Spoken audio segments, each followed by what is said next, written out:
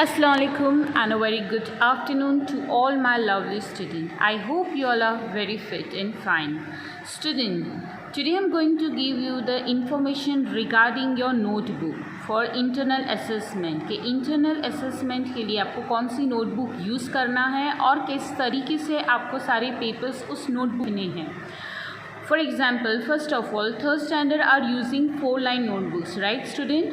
And for fourth standard you are using a single line notebook. But for the assessment test, third और fourth standard दोनों class के बच्चों को आपको single line की notebook ही use करना है for your internal assessment paper के लिए. Okay student, clear? थर्ड और फोर्थ स्टैंडर्ड को कौन सी बुक यूज़ करना है? सिंगल लाइन की बुक.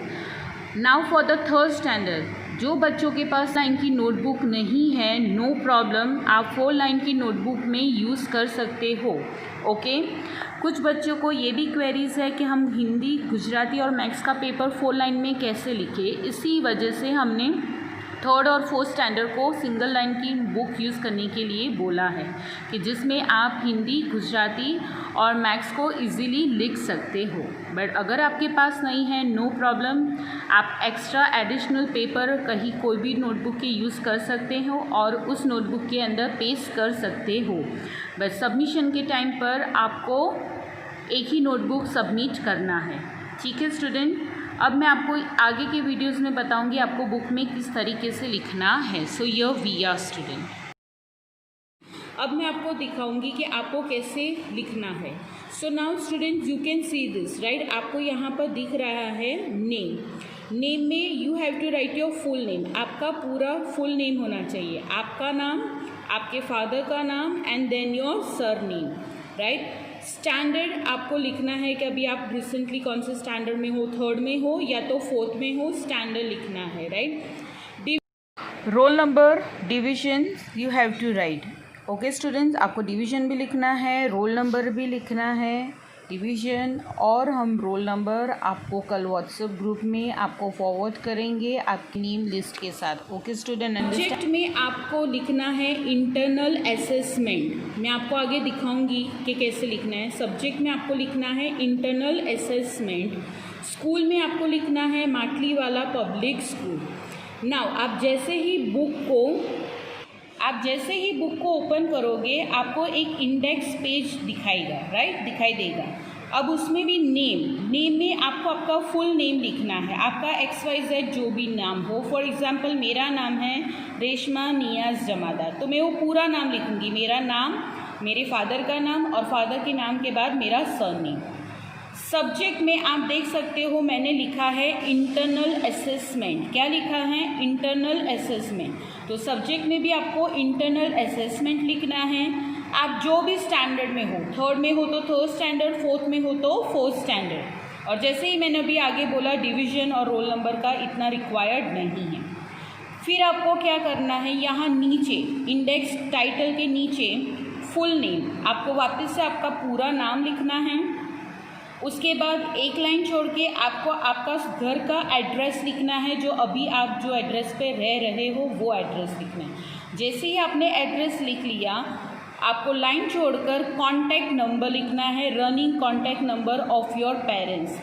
ठीक है, कौन सा कॉन्टैक्ट नंबर लिखना है? आपके पेरेंट्स का कॉन्टैक्ट नंबर लिखना है, मम्मी पापा दोनों का, राइट. जैसे ही इस पेज की आप इंफॉर्मेशन फिलअप कर लो तो what you have to do, you have to turn your page.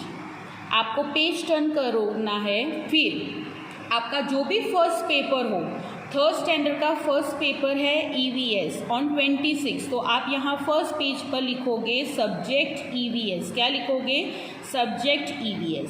फिर आप नेक्स्ट पेज पर आ जाओ. आप जैसे ही नेक्स्ट पेज पर आओगे सबसे पहले आपको डालना है डेट. आपका EVS का पेपर कौन सी डेट को है? 26/9/2020. ये थर्ड स्टैंडर्ड का पेपर है EVS का. वैसे ही फॉर फोर्थ स्टैंडर्ड आपका फर्स्ट पेपर है मैथ्स, तो यहाँ EVS की जगह पर आपको फोर्थ स्टैंडर्ड के बच्चों को यहाँ क्या लिखना है? मैथ्स. वैसे ही सेम टू सेम आपको यहाँ लिखना है subject EVS for third standard और for fourth standard you have to write the maths. आपका EVS में फर्स्ट क्वेश्चन है चूज़ द करेक्ट आंसर. क्या ऑप्शन है? Choose the correct answer. आपने लिखा question 1 choose the correct answer, ऐसे ही लिखना है. नंबर 1 नंबर 1 आपका जो भी क्वेश्चन है उसको रीड करो, उसका जो भी आंसर है ऑप्शन ए, ऑप्शन बी या ऑप्शन सी में जो भी आंसर है आपको वहाँ आंसर का ऑप्शन भी लिखना है। फॉर एग्जांपल क्वेश्चन 1 में अगर आपका आंसर ऑप्शन नंबर ए है तो आप ब्रैकेट में ए लिखोगे और उसके बाजू में उसका जो भी XYZ आंसर है वे। फिर एक लाइन छोड़कर question number 2, then leave 1 line, then question number 3। जैसे ही आपका पूरा EVS का पेपर ख़त्म हो जाए, क्वेश्चन 1 से लेकर क्वेश्चन 7 तक आपका पेपर ख़त्म हो गया, आपको वहाँ पर छोड़ना है। नेक्स्ट पेपर आपका है 28 को, वो है मैथ्स। तो आपको क्या करना है, नेक्स्ट पेज पर सेम टू सेम वापस से वो ही करना है, सब्जेक्ट मैथ्स, गॉट इट। आपको डेट डालनी है, वो उसी दिन की डेट जो उस दिन ये मैथ्स का पेपर है 28 for 3rd standard 28 EVS maths and for 4th standard EVS का पेपर है। तो आपको यहाँ सिर्फ सब्जेक्ट चेंज करना है। उसका फर्स्ट क्वेश्चन है टिक द करेक्ट आंसर, तो सेम आपको लिखना है ए और उसमें आपको रोमन्स नंबर्स में उसके आंसर्स लिखने हैं और उसके सामने उसके करेक्ट आंसर। ऑप्शंस भी वही लिखना है जिसका वो आंसर है। आई होप आप समझ रहे हो मैं क्या एक्सप्लेन करना चाह रही हूँ आपको, राइट। वैसे ही जैसे ही मैथ्स का पेपर ख़त्म हो जाएगा, you have to take a new page.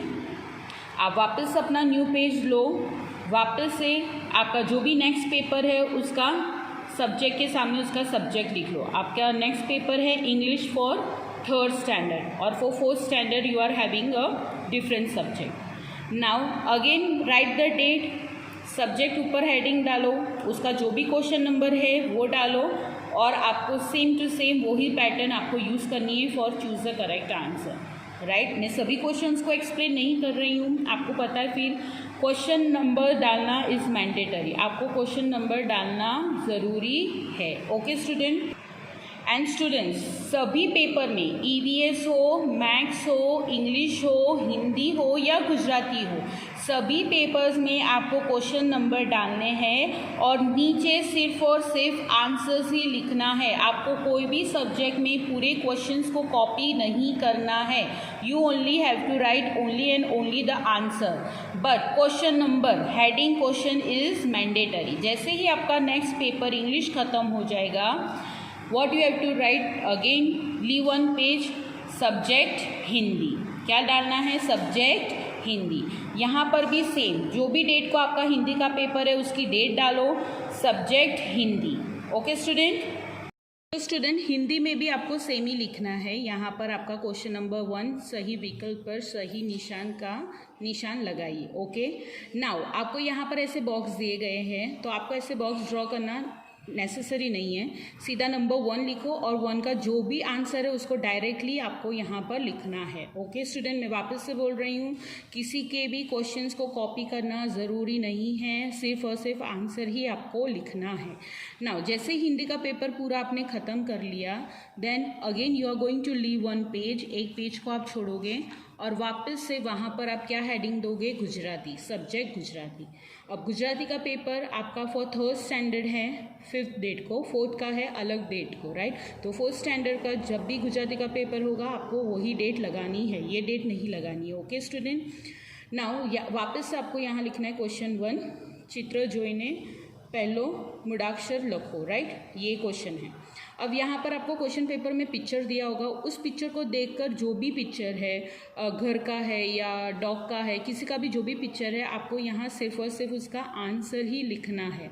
और एक और बार मैं बोल रही हूँ, हिंदी और गुजराती में आप यहाँ ऊपर ये वाली लाइन को टच करके लिखना है। ये वाली जो ऊपर वाली जो लाइन है, ये लाइन को टच करके आपको हिंदी और गुजराती का यहाँ लिखना है। नहीं आपको यहाँ बीच में लिखना है या तो यहाँ नीचे वाली लाइन को टच करके नहीं लिखना है। आपको कौन सी लाइन को टच करके हिंदी और गुजराती का लिखना है, द टॉप लाइन, आपकी ये जो ऊपर की जो लाइन है उसी लाइन को टच करके आपको Hindi as well as Gujarati लिखना है। आप यहाँ देख सकते हो हमने ये कैसे लिखा है गुजराती में, राइट, ये ऊपर वाली लाइन को टच करके लिखा है। आई होप आप समझ गए होंगे कि आपको किस तरीके से नोटबुक में लिखना है। Okay student, so student, I have explain you, मैंने आपको पूरा तरीके से एक्सप्लेन किया कि आपको आपकी नोटबुक में किस तरीके से सारे पेपर्स लिखना है। आई होप आप समझ गए होंगे। Okay student, do not worry and all the very best for your exams. अगर आपको फिर भी कुछ भी क्वेरीज है तो आप व्हाट्सएप ग्रुप के एडमिन को कांटेक्ट कर सकते हो। हम आप सारी क्वेरीज के आंसर्स देंगे। ओके, अल्लाह हाफिज़, थैंक यू।